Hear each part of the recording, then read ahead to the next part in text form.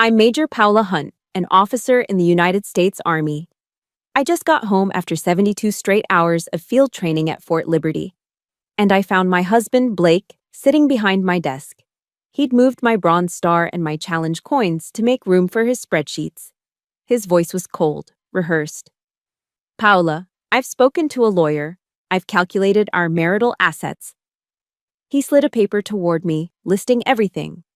This house, my grandmother's house, my military pension, even my father's cabin in Vermont. He looked me dead in the eye, his voice dripping with a sick sort of pride. This is my house now, Paula. Sign this 50-50 agreement, or get out. I looked at him, then at the document. He thought this was an ambush. He didn't know that as an intelligence officer, I never enter a room without knowing the exits. And he sure as hell didn't know I'd been preparing for this day for the last 18 months. Let me know where you're watching from in the comments. Hit that like button and subscribe if you've ever dedicated your life to something, only to have your own partner treat you like an ATM. The smell hit me first. Not the smell of a home, but the smell of an invasion. It was a sterile chemical scent of cheap cologne trying and failing to cover the faint aroma of stale coffee. I stood in the doorway of my own office, the grit and grime of the North Carolina woods still clinging to my uniform. For 3 days, I'd been living in mud and sweat, my body aching with a fatigue so deep it settled in my bones. And there he was, my husband, Blake. He wasn't in his usual sweatpants, lounging on the couch. He was wearing a crisp, dark Armani suit, the one I'd bought him for a military ball he complained about attending. He was sitting in my leather chair, behind my solid oak desk, the desk that had been my grandmother's. But it wasn't the bank statements or our mortgage papers, spread out across the polished wood like an enemy's battle plans, that made the blood freeze in my veins. It was my medals. My entire military life, 20 years of service, dedication, and sacrifice, had been unceremoniously shoved aside. He'd swept my Bronze Star, my meritorious service medals, and the heavy custom-minted Challenge coins I'd earned from generals and command sergeants major. He'd just swept them into a messy pile like they were loose change from his pocket, all to make room for his sleek, silver laptop. And then I saw it, the final, unforgivable act of desecration. A wet ring of condensation was bleeding into the thick, cream-colored paper of my meritorious service medal citation, the ink of the commandant's signature starting to blur. He had used my honor as a coaster for his coffee mug. He hadn't even noticed. To him, it wasn't a symbol of a life's work. It was just a piece of paper in his way. In that instant, the physical exhaustion from the field vanished, replaced by an ice-cold clarity. The air in the room grew thick and still. This wasn't a discussion. This was an occupation. You need to understand, Paula, Blake began, his voice taking on the tone of a bad actor in a daytime soap opera. It was a voice he'd practiced, a performance designed to make him the hero of a story he hadn't written. I sacrificed my career to support you. I've been holding down the fort while you've been off around the world playing war games. I remained silent, letting his words hang in the air like poison. Holding down the fort.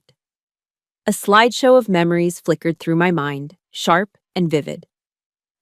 I remembered being on a crackling satellite phone call from a forward operating base in Afghanistan at 3 in the morning, my morning, to walk a plumber through fixing a burst pipe in our basement. I remembered arranging and paying for the lawn service from a sterile government apartment in Germany because the neighbors had started to complain.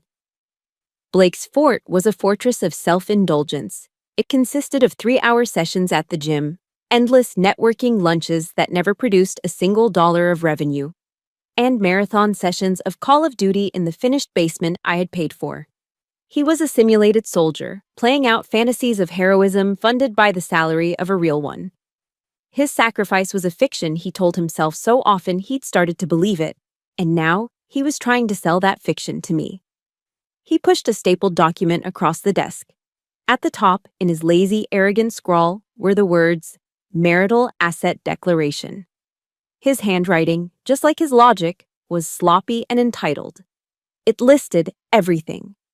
This house, the one I was standing in, bought with the inheritance from my grandmother.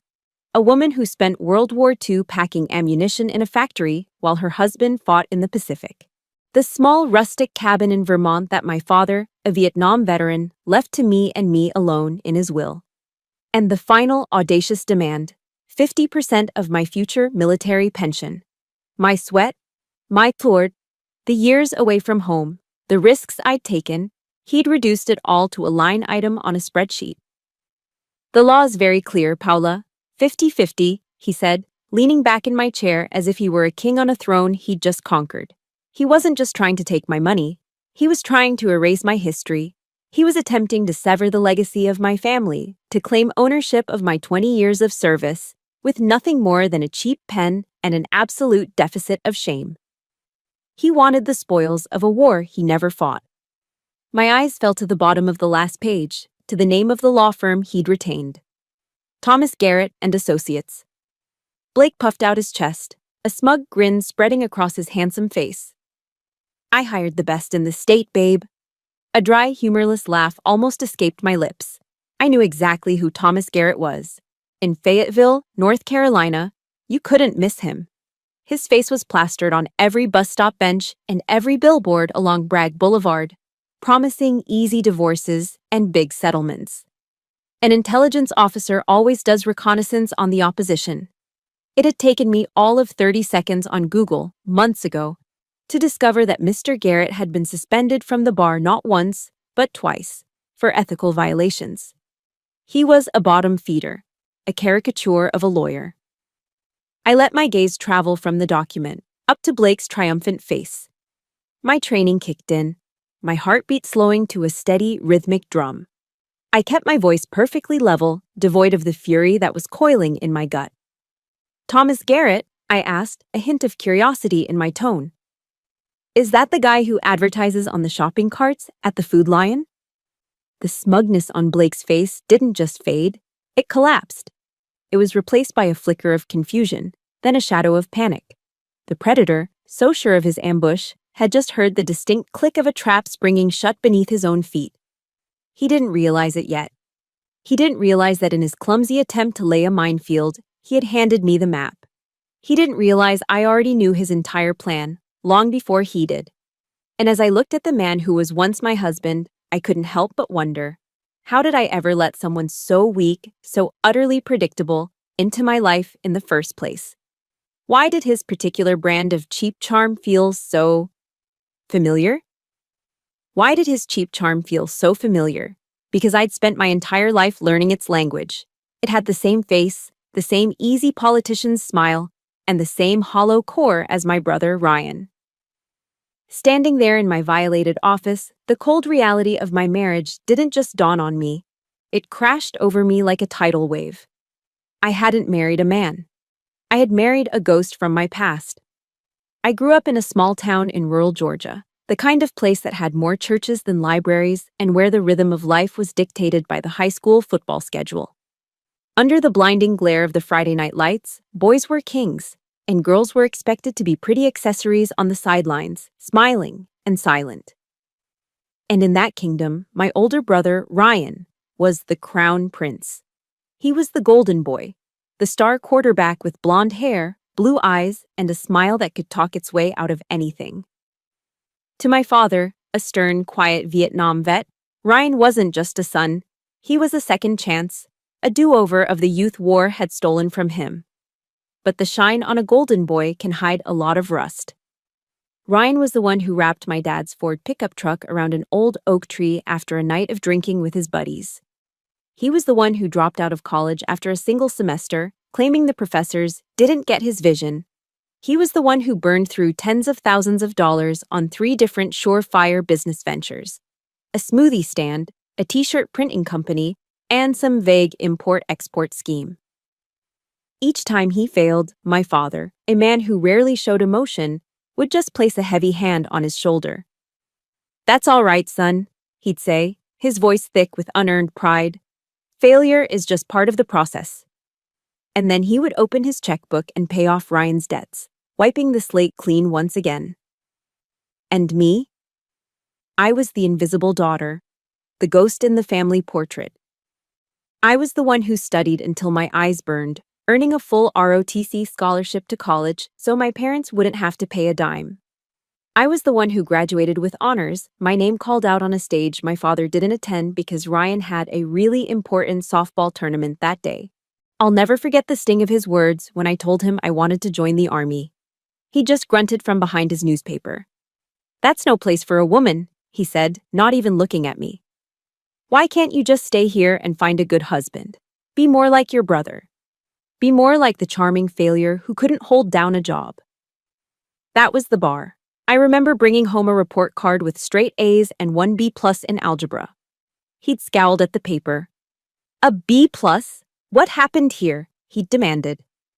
2 weeks later, he bailed Ryan out of jail for his third DUI without so much as a lecture. When I was promoted to captain, a milestone I'd worked tirelessly for, his first question wasn't, "Congratulations," but a casual aside to Ryan. "Hey, you think you might need to borrow some money from your sister for that new project of yours?" I spent my entire life trying to impress a man who was impossible to impress, because his eyes were always fixed on his flawed, golden son. The ugliest it ever got was Thanksgiving, 2018. It was the clearest, most painful demonstration of my place in the family. I had just returned from my second deployment to Iraq. I was 15 pounds lighter, hollowed out by the things I'd seen and done, carrying a weight on my soul that had nothing to do with my rucksack. The world felt fragile. I felt fragile. Ryan, of course, showed up 3 hours late to dinner, smelling of last night's bourbon. He breezed in, offered a charming, "Sorry I'm late, folks," and then dropped a bomb in the middle of my mother's carefully prepared feast. He announced with the casual air of someone discussing the weather that he had lost the $50,000 my father had invested in his latest venture, some cryptocurrency scam. The silence was deafening. My mother's face crumpled, and she started to cry softly into her napkin. The air crackled with tension. My father, his jaw tight, slowly pushed his chair back. He stood up, walked over to Ryan, and he hugged him. He pulled my failure of a brother into a tight embrace. "It's okay, son," he said, his voice gentle. "It's only money. We'll figure it out." Then he turned his gaze to me. I was just sitting there, frozen, trying to process the scene. He looked at me, not with sympathy, but with annoyance. "Paula, don't just sit there gawking," he ordered, his voice suddenly hard.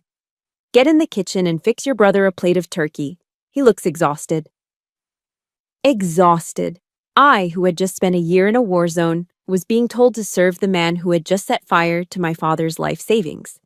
In that moment, I understood. It didn't matter what I did. I could win a war single-handedly, and my father would still see me as less important than his son's fatigue. And then a few years later, I met Blake. He was charming. He was handsome. He said all the right things, whispering about how he admired my strength, my career, my discipline. He had Ryan's looks, but he seemed to worship the very qualities in me that my family ignored. He was the validation I'd been starving for my entire life. So I fell. Hard. Now, standing in my office, staring at that ugly brown coffee ring on my medal, the illusion shattered into a million pieces. The bitter truth settled in my gut like a stone. I hadn't married a strong man who saw my worth. I had married my brother's reflection. Another parasite who needed to be cared for. Another beautiful broken project I was expected to fix. I had escaped my father's house only to meticulously rebuild it, brick by toxic brick, with my own hands. I hadn't chosen a partner. I had chosen a pattern. If you've ever felt like the invisible one in your own family, if you know what it's like to be the responsible one while someone else gets all the grace, please support this story by hitting the like button and just type, "I see you," in the comments below. Let's show each other that we're not alone.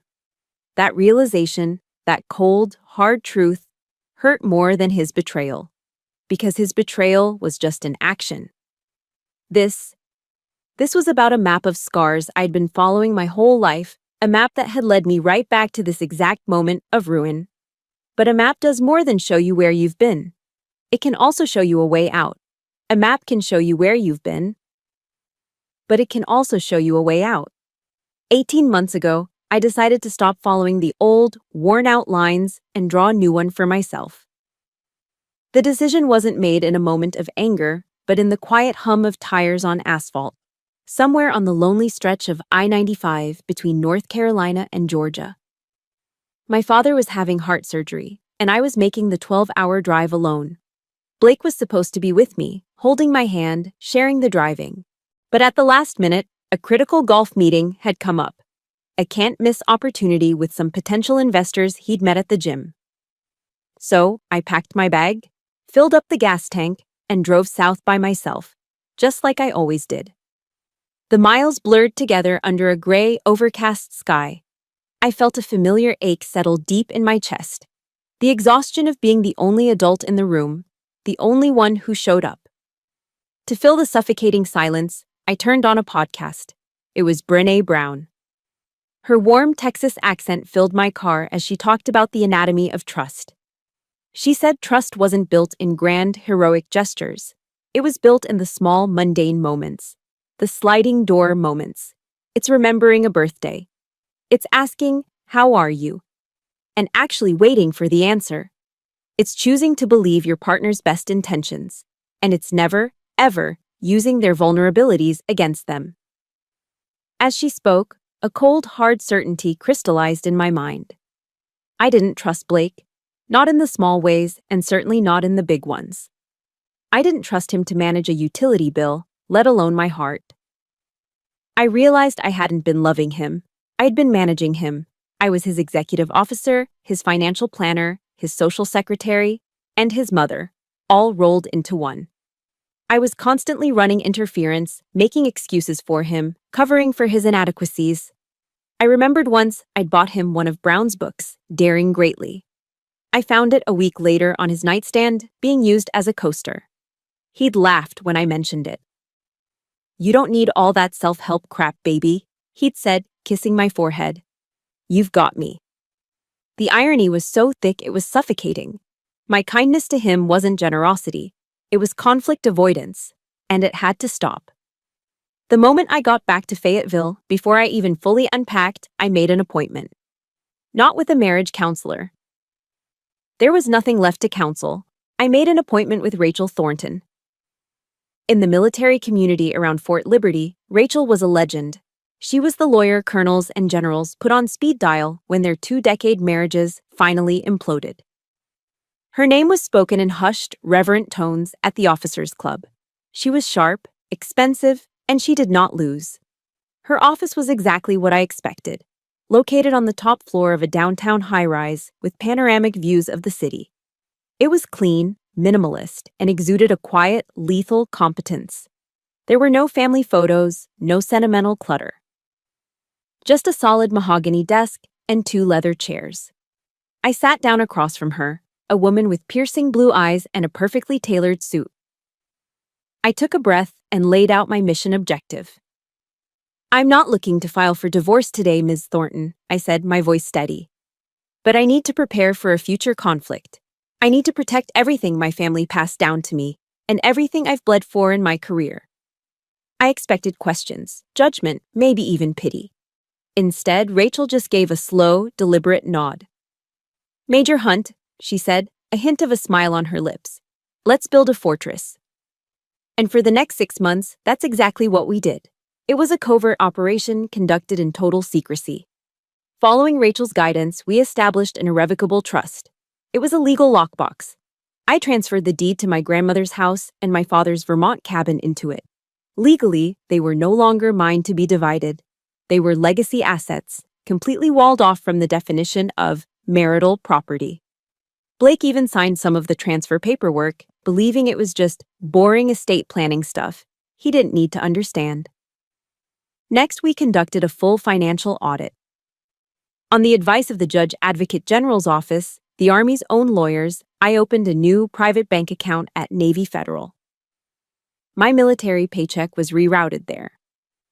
I left our old joint account open, but I only deposited enough to cover the basic household expenses and what I privately called the Blake allowance. A predictable sum of money I knew he would waste on lunches, gadgets, and clothes. He never noticed. He was too busy spending my money to ever question where it came from. The flow of cash was steady enough that the frog never realized the water was slowly starting to boil. The hardest part wasn't the legal maneuvers. It was living a double life. On the surface, I was the dutiful, supportive wife. I smiled through the endless unit Christmas parties and battalion picnics. I patiently listened to his ridiculous business pitches. His latest was a plan to launch a veteran-owned brand of premium tequila, conveniently ignoring the fact that he'd never served a single day in uniform in his life.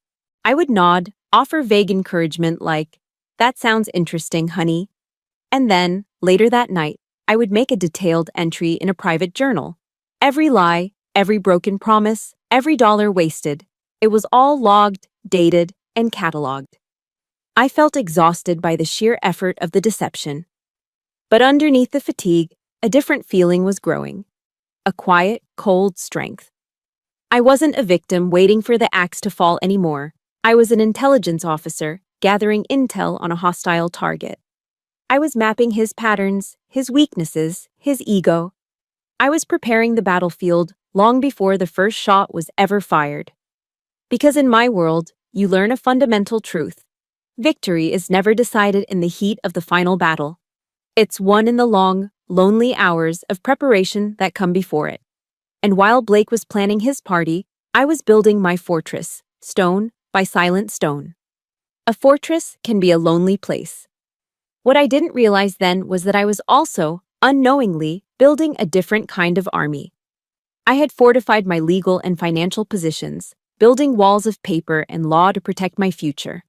But I learned that the strongest walls aren't built by lawyers.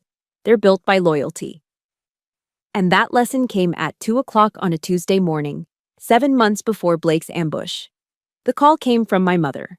Her voice was thin and frayed, a sound I hadn't heard before. "Paula," she whispered, "he's gone." Just 2 words, but they shattered the quiet darkness of my kitchen. My father was dead.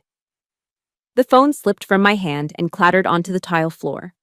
My own legs gave out from under me, and I crumpled, a silent scream caught in my throat.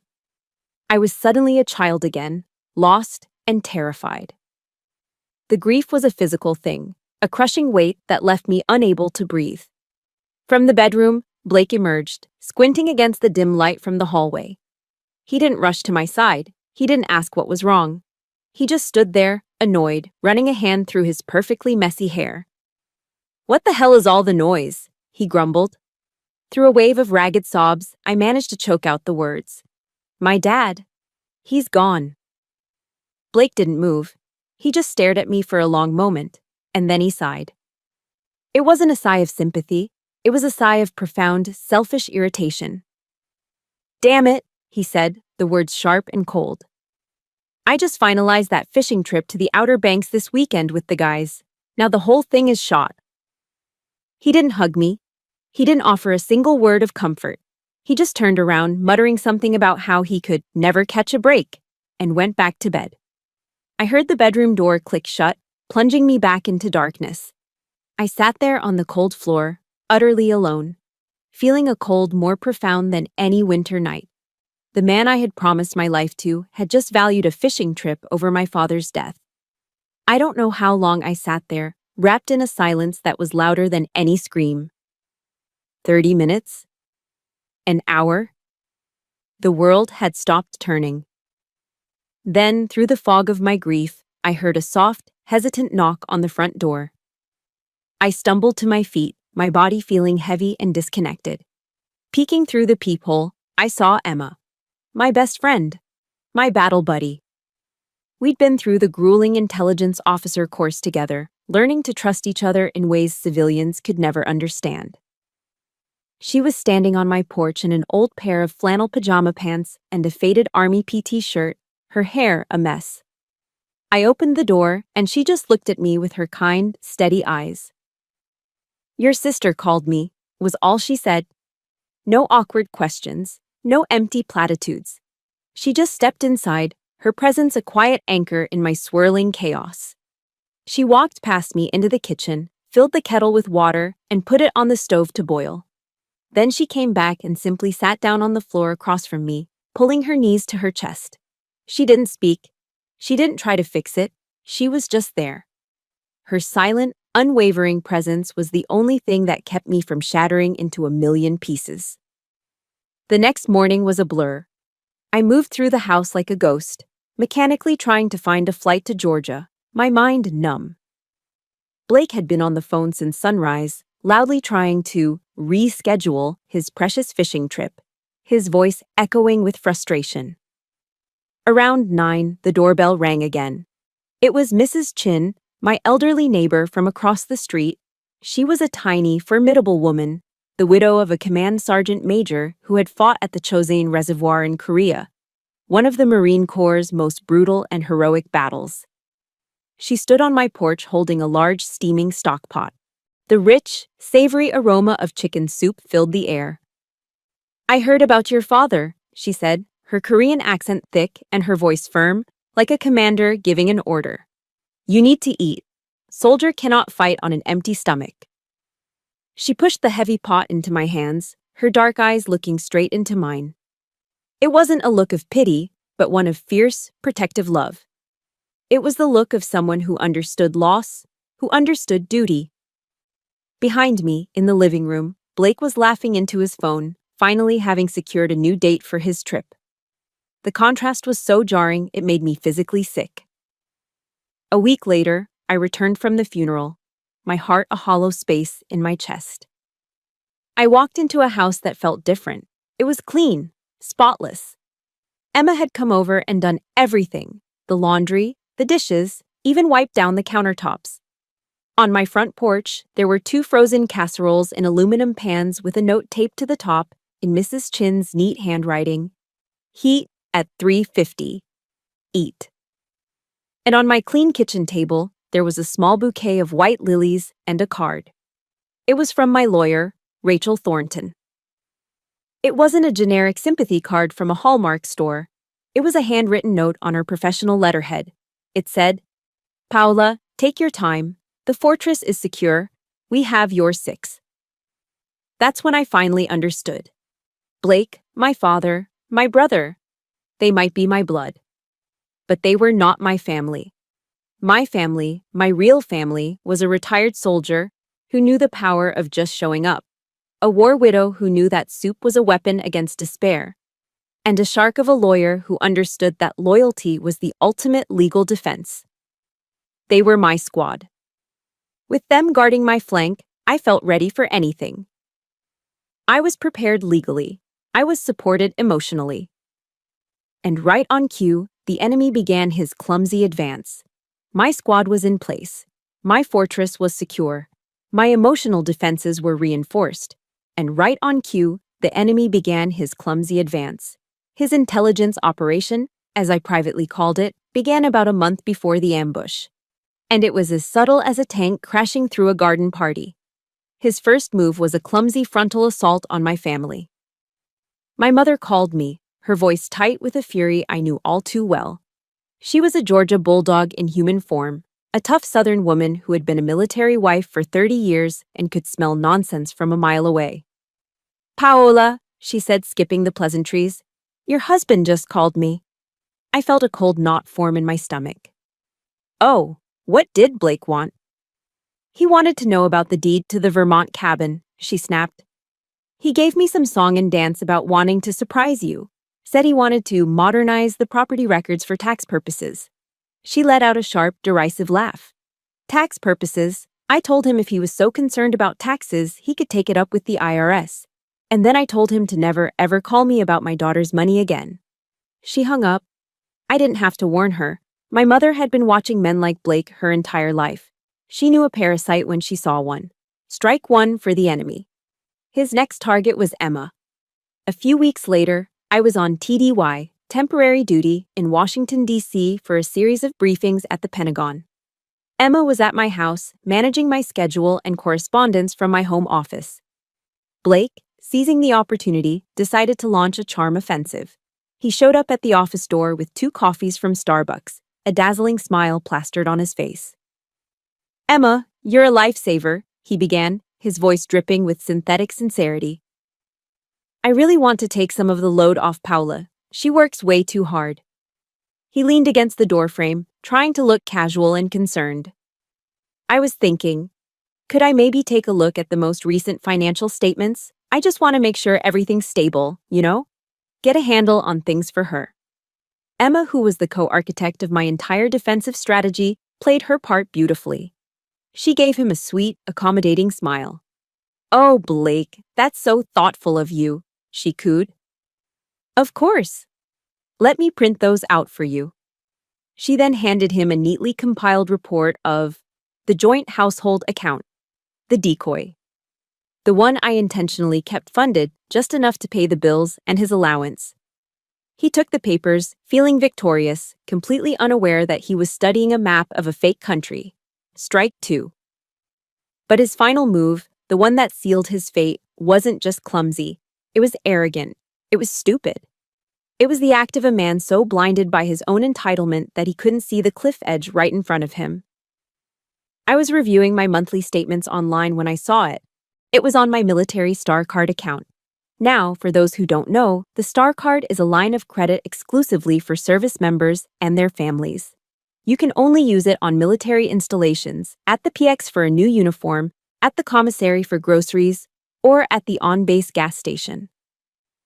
It's a part of the ecosystem of military life.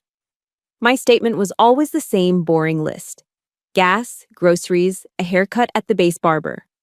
But there, sandwiched between a $14.50 charge for a coffee at the Green Beans and a $70 grocery run, was one glaring, impossible charge.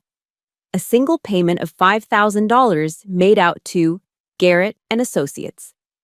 He had paid the retainer for his divorce lawyer with my military credit card. He had taken a tool, a privilege, earned through my own service and sacrifice, and turned it into the very weapon he intended to use against me. The audacity of it was breathtaking. It was more than theft. It was a profound act of disrespect, a contamination of my professional world with his personal greed. I picked up my phone and called Rachel Thornton. I explained the charge, my voice a flat monotone. There was a moment of silence on the other end of the line, and then Rachel burst out laughing. It wasn't a small chuckle. It was a deep, unrestrained, victorious laugh. "Oh, Paola," she finally said, catching her breath. "This isn't a legal battle anymore. This is a public execution. He just handed us a signed confession of felony fraud. The man is a walking, talking gift to our case. Strike three." He was out. The absolute peak of his arrogance came the night before the ambush, the night before he planned to detonate our lives. He drove us to a fancy steakhouse in Raleigh, a place with white tablecloths and waiters in black vests. He ordered an expensive bottle of Cabernet and raised his glass. "To you, Major Hunt," he said, his eyes shining with a sincerity that made my skin crawl. "To all your success."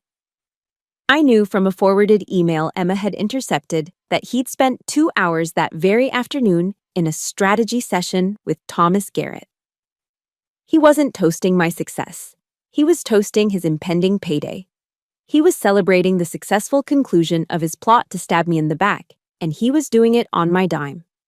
I looked at him over the rim of my wine glass, this handsome, hollow man who had no idea he was already a ghost.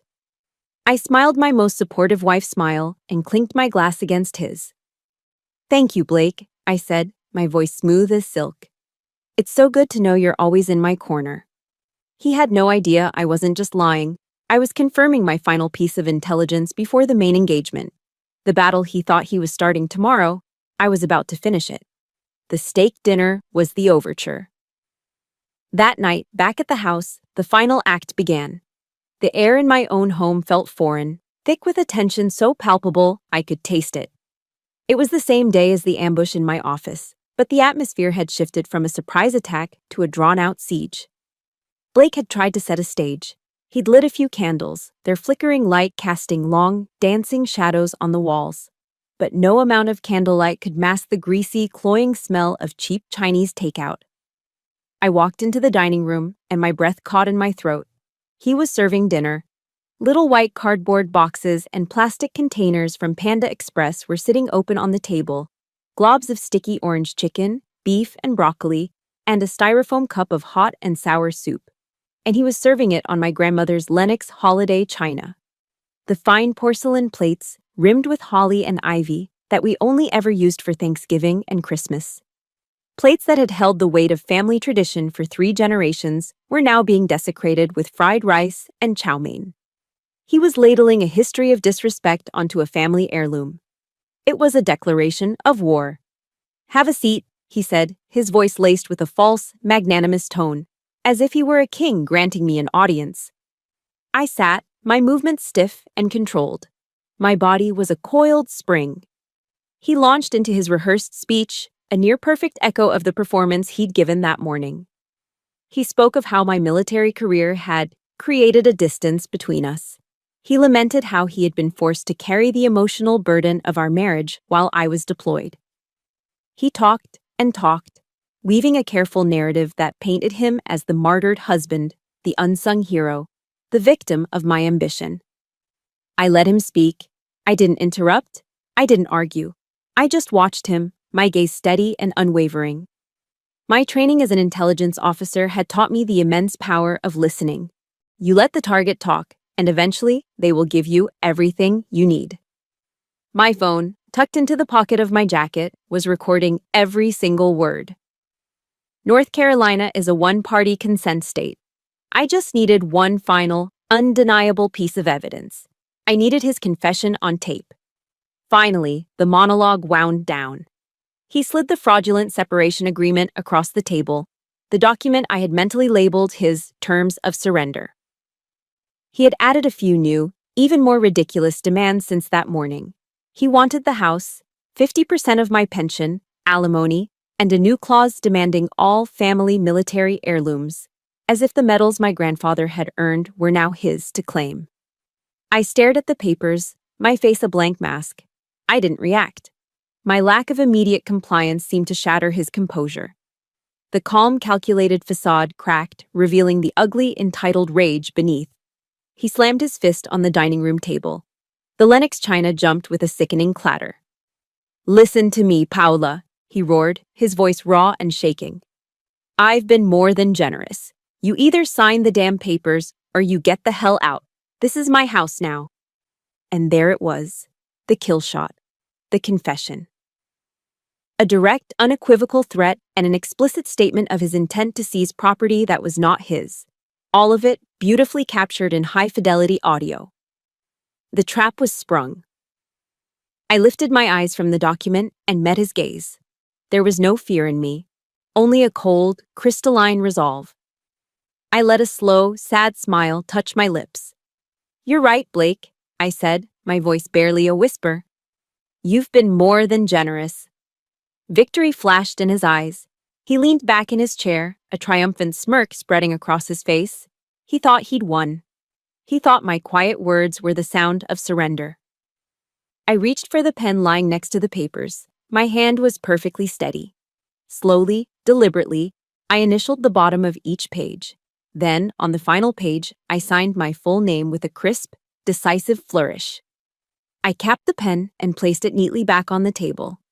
Then, I reached for my left hand and slid my wedding ring off my finger. It felt strangely light. I placed the simple gold band and the heavy, old-fashioned house keys on the table, right next to a half-eaten carton of orange chicken. The clink of the metal on the porcelain was the only sound in the room. "The house is yours," I said, my voice calm and clear. "If you believe that sometimes the strongest move is the one nobody sees coming, hit that like button. And if you've ever had to walk away to save yourself, comment with a single word. Freedom." Without another word, I stood up. My pre-packed duffel bag was waiting by the door. I picked it up, swung it over my shoulder, and walked out of my grandmother's house. I didn't look back. I left him there, frozen in his chair, a look of stunned, idiotic triumph on his face, surrounded by the ruins of a victory he hadn't actually won. He thought he was watching me retreat. He had no idea he was witnessing the launch of a full-scale counteroffensive. I didn't drive to Emma's house for comfort. I didn't drive to a friend's for a shoulder to cry on. Grief and shock were luxuries I couldn't afford. I drove to my pre-designated Tactical Operations Center, a clean, anonymous room at the Marriott on Skibo Road, booked a week in advance under my maiden name. This wasn't a retreat, it was a forward operating base. I walked in, dropped my duffel bag on the floor, and didn't even glance at the king-sized bed. My objective was the simple desk in the corner. I flipped open my laptop, the screen glowing in the dim room. My fingers flew across the keyboard. A pre-drafted email was pulled up. I attached the audio file from my phone, the recording of Blake's final, fatal ultimatum. The subject line was simple, a phrase every soldier understands. In all caps, I typed, "Go." I say again, "Go." I hit send. The message was on its way to Rachel Thornton. The second the email was sent, I picked up my phone. My first call was not to my mother or my sister. It was to my personal financial advisor at Navy Federal Credit Union, a sharp, no-nonsense woman named Susan I'd worked with for years. She answered on the second ring. "Susan, it's Major Hunt," I said, my voice calm and devoid of emotion. "It's time. Engage Operation Meltdown." There was no hesitation on her end. "Acknowledged, Major. Engaging now." The fortress was built. The enemy was inside. It was time to cut the supply lines. And in the next 15 minutes, Blake's entire world began to systematically evaporate. It happened with a series of quiet, efficient keystrokes from people who had been waiting for my command. First, Susan terminated his access to all joint bank accounts, leaving him with nothing but the few $100s in his personal checking account. Next, the supplementary American Express Platinum card in his name. The card that funded his leased BMW, his ridiculously expensive gym membership, his golf trips, his entire fabricated life, was instantly deactivated. He was no longer a card holder. He was a liability. Simultaneously, I logged into my military Star Card account and reported the card as compromised due to fraudulent activity. The account was frozen within 60 seconds. The final and perhaps most satisfying step was an email I sent to the Legal Assistance Office at Fort Liberty, CCing my commander. I formally requested the suspension of Blake's dependent ID card pending a legal review of his conduct, citing financial fraud and potential conduct unbecoming of a military spouse. His access to the base, the gates, the PX, the commissary, the very community he pretended to be a part of, was now flagged. He was, for all intents and purposes, an outsider. The oxygen was being cut off. While the systematic demolition of his life was underway, Blake himself was celebrating his glorious victory. My phone buzzed with a text from Emma. It was a screenshot from Instagram. There he was, in my living room, feet propped up on my grandmother's cherry wood coffee table. He was holding up a bottle of beer in a triumphant toast to the camera. The caption beneath the photo was a masterclass in narcissistic delusion. Finally cleared out some negative energy tonight. Onwards and upwards. New life? Holding down the fort. Good vibes only.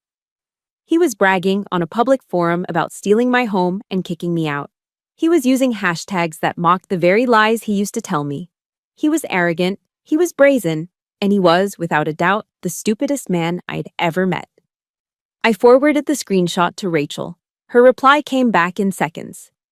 "Exhibit A for intent," the text read. "The man is a fool.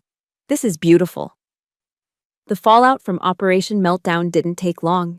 It was faster and more spectacular than I could have hoped. About an hour later, my phone rang. It was Susan from Navy Federal. I could hear her trying and failing to suppress a laugh. "Major Hunt," she said, her voice shaking with amusement. "Just wanted to give you a situational update. It seems Mr. Blake attempted to pay a $400 bar tab at a sports bar downtown." "And?" I asked, my voice flat. "And his American Express was declined. Then he tried the joint Navy Federal debit card. Also declined. For his grand finale, it looks like he tried to use the military Star Card." She paused for dramatic effect. "Also, unsurprisingly, declined. I believe the celebration may be officially over." I pictured it. The grand gesture surrounded by his buddies. The confident swagger as he handed over the card. The bartender's polite but firm rejection. The flush of confusion on Blake's face, turning to red-hot anger, then to cold, public humiliation as he fumbled through his wallet, pulling out card after useless card. He, who had just declared himself king of my castle, couldn't even buy a round of drinks. I didn't smile. I didn't laugh. As Marcus Aurelius wrote, "The best revenge is to be unlike him who performed the injury." My revenge wouldn't be emotional or chaotic. It would be precise, legal, and absolute. I simply nodded to myself in the quiet hotel room. "Thank you for the update, Susan," I said. First target neutralized. I thought watching his financial world crumble was the ultimate victory. I thought the public humiliation of a declined credit card was the worst I could inflict. I was wrong. The intelligence Emma was about to deliver would turn this strategic demolition into a personal annihilation. The next morning, annihilation arrived. It didn't come in an email or a phone call. It came in the form of my best friend, standing at my hotel room door with a face as pale as a ghost. Emma looked like she hadn't slept, her eyes wide with a mixture of guilt and dread. "Paola, I have to tell you something," she stammered, her voice trembling.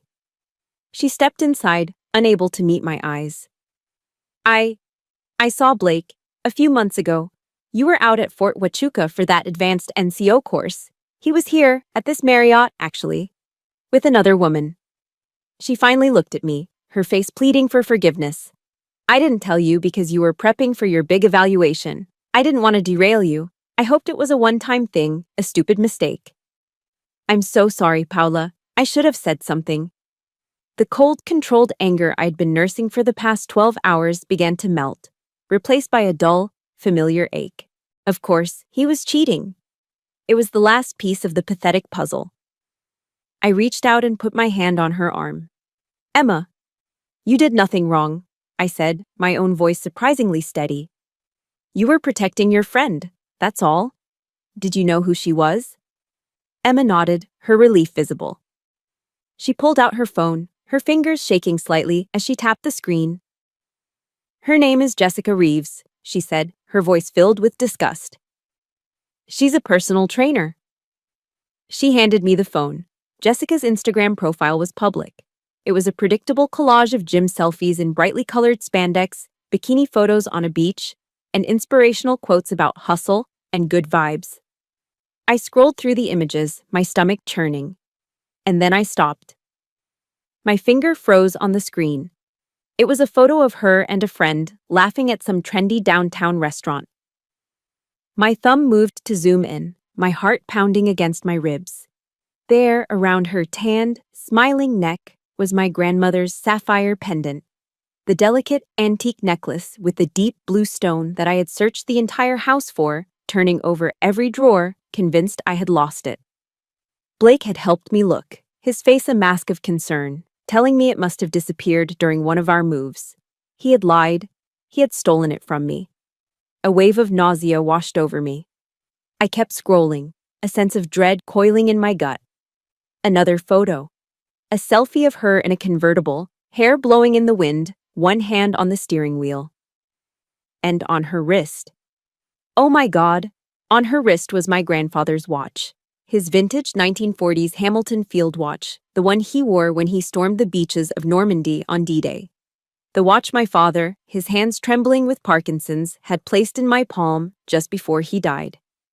He would have wanted his toughest soldier to have this, my dad had whispered. Blake had stolen a piece of my father's soul and given it to his mistress as a trinket. My hands were shaking so violently I could barely hold the phone. And then, as if on cue, my own phone began to ring. The caller ID read Mrs. Chin. I answered, my voice a strangled whisper. "Mrs. Chin?" "Major," she said, her tone sharp and urgent. "I think you need to see this." A second later, a video file appeared in my text messages. I clicked on it. It was footage from her front door security camera, time-stamped the previous week, while I was in D.C. The video was clear as day. A late-model white Mustang, Jessica Reeves's car from her Instagram photos, was parked in my driveway. The footage showed Blake and Jessica walking in and out of my house, laughing, holding hands. At one point, Blake came out carrying one of my mother's antique jewelry boxes, and he placed it in the trunk of Jessica's car. The rage that exploded inside me was pure white heat. It burned away the shock, the grief, everything. He hadn't just cheated on me in my bed. He hadn't just lied to me. He had brought his mistress into my home, my grandmother's home, and together they had picked through the sacred relics of my family like vultures scavenging a corpse. He had conspired with her to steal my history, piece by precious piece. Within an hour, the full intelligence picture was assembled. Blake wasn't just a lazy, narcissistic leech. He was a philanderer. He was a thief. This wasn't a spontaneous act of greed. It was a long-term, calculated campaign of betrayal. He had been systematically looting my life and my legacy to finance and impress his affair, all while simultaneously plotting to legally steal everything that remained. The anger inside me cooled, hardening from a raging fire into a solid block of ice. This was no longer a divorce, it was a pest extermination. I picked up the phone and dialed Rachel Thornton. "Rachel, it's Paula," I said. "It's worse." I told her everything. The affair, the stolen jewelry, the watch, the security footage. I emailed her the Instagram photos and the video file from Mrs. Chin. I didn't cry. My voice was as cold and flat as a steel plate. When I finished, there was a long pause on the other end of the line. Then Rachel spoke, and her voice was no longer the voice of a lawyer. It was the voice of an executioner. "Send me everything," she commanded, her tone like flint striking steel. "Every photo, every video, every text. It's over, Paula. The game is over." She was right. This was no longer about winning a divorce. This was about justice. Swift, total, and uncompromising. And I knew exactly how it would be delivered. The game ended less than an hour later with a single phone call. Rachel dialed Thomas Garrett's office from her sleek mahogany desk, and she put him on speakerphone for me to hear. I sat in one of her leather chairs, my back straight, my hands resting calmly in my lap. The wait was short.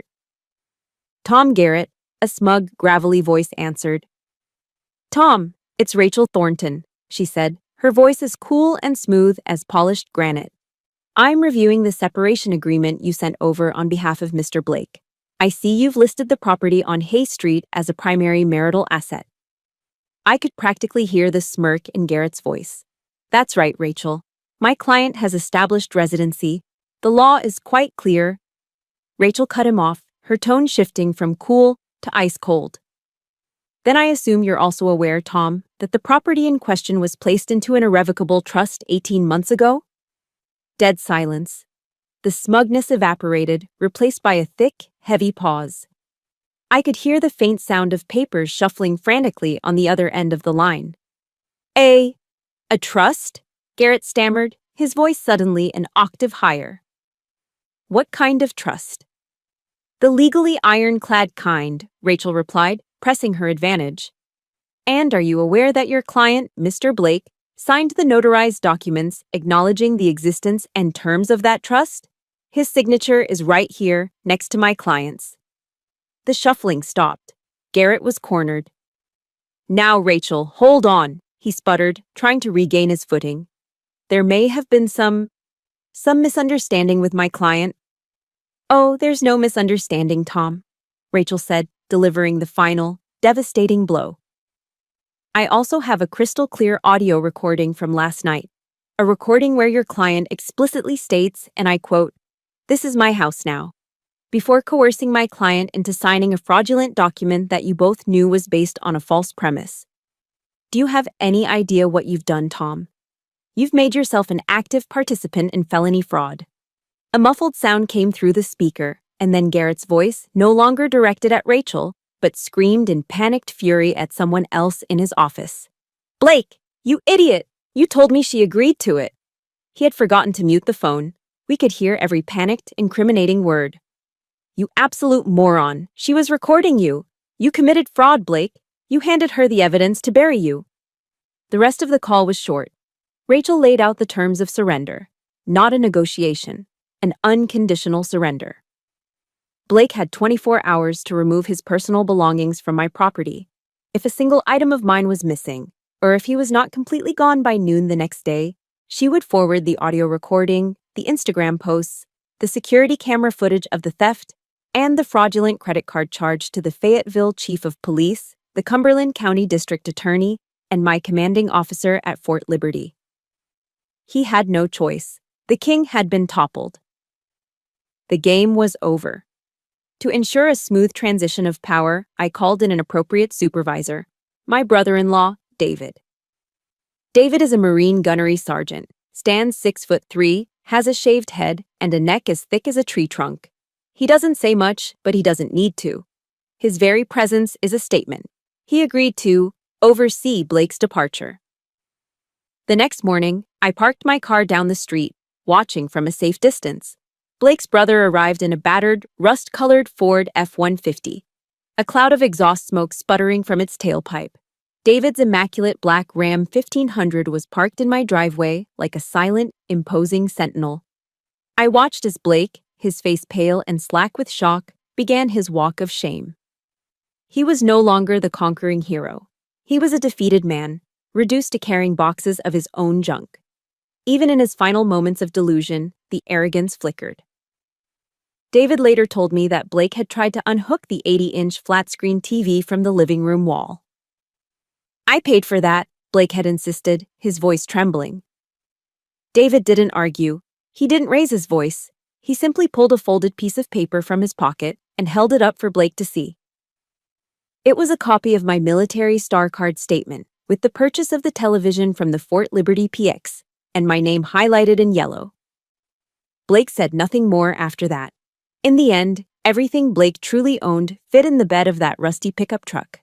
There was his collection of designer clothes, all bought with my Amex card, his set of golf clubs, a birthday gift from me, a few boxes of video games, and other miscellaneous junk. It was a pathetic inventory for a man who, just 24 hours earlier, believed he was entitled to half of my life's work.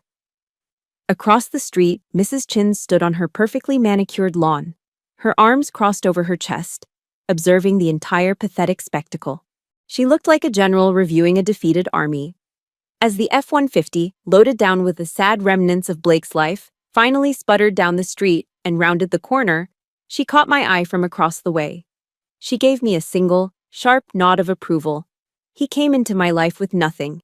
He tried to leave with everything, and in the end, he left with nothing, just as he had arrived. The battle was over. The enemy was gone.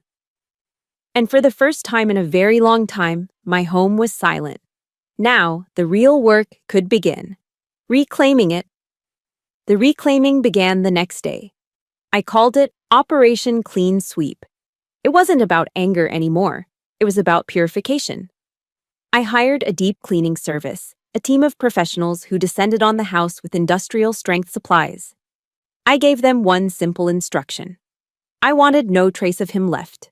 I wanted his scent, his energy, his very memory, scrubbed from the floorboards. While they worked, I did my own clearing.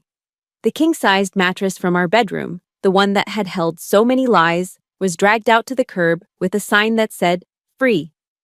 Any clothes or belongings he'd abandoned in his hasty retreat were boxed up and driven straight to the Goodwill Donation Center. I didn't want to see them, touch them, or think about them ever again.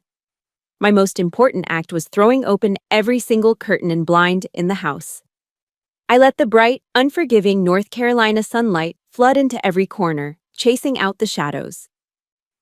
That evening, after the cleaners had gone, I walked through the house with a bundle of burning sage, the gray aromatic smoke curling into every room. It might seem silly to some, but for me, it was a necessary ritual. I wasn't just cleansing a physical space, I was cleansing a timeline. I was reclaiming my past and clearing the way for my future. As the last wisp of smoke dissipated, my doorbell rang. It was Mrs. Chin, holding a plate covered in plastic wrap. It wasn't another pot of chicken soup. It was a brightly colored mound of her homemade kimchi. It was spicy, pungent, and vibrant with life. She pushed it into my hands. "Now," she said with a firm nod, a small smile playing on her lips, "now, it is your house again." The next day, I drove to the climate-controlled storage unit where I'd kept the most important pieces of my history, safe. I brought my family's legacy home. Back in my office, I carefully unpacked the boxes. I took out my meritorious service medal citation, the one Blake had used as a coaster. With a soft, damp cloth, I gently dabbed at the faint, brown ring until the last trace of his disrespect was gone. Then, I hung it back on the wall, in its rightful place. Next to it, I hung my bronze star. And next to that, I mounted the shadow box containing my grandfather's World War II medals, his Purple Heart, and his Victory Medal. Finally, I took out the perfectly folded American flag that had been draped over my father's coffin, its colors still deep and rich. I placed it on the highest shelf of my bookcase, a place of honor. This wasn't a wall of ego. This was a wall of sacrifice, a testament to a family line of service, of duty, of honor. This was what Blake had tried to steal. This was what I had fought to protect. This was the foundation of my fortress. That night, for the first time, I sat alone in my office and felt no need to fill the quiet. The silence in the house was immense. Before, that same silence had always been a warning. It meant Blake was sulking, or hiding something, or plotting. It was a silence filled with tension, a prelude to a storm. But now it was just peace. It was the sound of my own breathing, the hum of the refrigerator, the gentle rustle of leaves outside my window. It was the sound of safety. My grandmother used to quote the Bible to me when I was a girl. Her favorite verse was from the Gospel of John. "And you will know the truth, and the truth will set you free." I never fully understood the depth of those words until that moment. The truth she spoke of wasn't just some grand spiritual concept. It was the cold, hard, verifiable truth of bank statements, the legally binding truth of trust documents, the undeniable truth of a secret audio recording. The truth wasn't an idea. It was evidence, and that raw, unvarnished truth was what had finally, truly, set me free. A month later, what was left of Blake's world had completely imploded. I heard through the grapevine that Jessica Reeves had seen the Instagram comments flooding his celebratory post, discovered the truth about his financial situation, and had very publicly blocked him on all social media. With no money and no prospects, he had been forced to move back home, into the basement of his mother's house. I decided it was time for a celebration of my own. Not a loud, boisterous party, but a quiet dinner to honor my real family. My guests were a small, formidable group: Rachel, Emma, Mrs. Chin, and my younger sister, who had driven up from Georgia. There was no cheap beer. Instead, we opened a bottle of the best Cabernet Sauvignon I could find. We sat around my dining room table, the Lenox china gleaming under the warm light. This time, it held a meal cooked with love. At the end of the night, Rachel raised her glass. Her eyes, usually so sharp and analytical, were soft. "To Major Paula Hunt," she said, her voice clear and strong, "who has proven that the greatest victory is not in the destruction of the enemy. It is in holding your own ground so firmly, so intelligently, that you force them to destroy themselves with their own flawed tactics. To the fortress." To the fortress. We all echoed, our glasses clinking together. I looked at the faces of these incredible women, my squad, my true family. They were the architects of my freedom. And in that moment, sitting in my grandmother's house, surrounded by my chosen family, I knew my future would not be defined by what I had torn down, but by the beautiful, strong, and peaceful life I was now free to build. Thank you for following my journey to this new dawn. My war is over, but I know many of you might be in the middle of your own battles. If I've learned anything, it's that your value is never determined by those who try to diminish you, and your real squad, your real family, are the ones who show up when the world walks out. If you believe in the power of truth and resilience, please consider this channel your own fortress. Hit that like button to show your support and subscribe to become part of our community. Share this story with anyone who needs to hear that they have the strength to reclaim their peace. You are not alone.